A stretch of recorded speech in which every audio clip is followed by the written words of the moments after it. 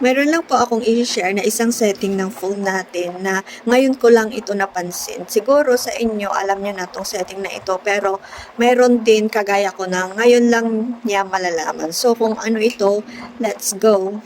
Halimbawa po gumagamit po tayo ng app at kapag may gusto tayong pupuntang ibang app, 'di ba usually ini-exit po natin yung app na ginagamit natin saka tayo mamimili ng application dito sa apps widgets ng phone natin. Pero this time, kapag nasa isang app po natin, hindi na natin kailangang mag-exit sa app na yon, kundi kahit na nandun po tayo sa app na yon, pwede na tayong mag-select ng apps. So, i-slide lang po natin dito sa may side. Ayan. So, lalabas na yung mga apps window natin. So, pwede na tayong mamili dito ng apps na gusto nating open ulit kahit hindi na po tayo nag-exit doon sa current na ginagamit nating app. So, ganun po.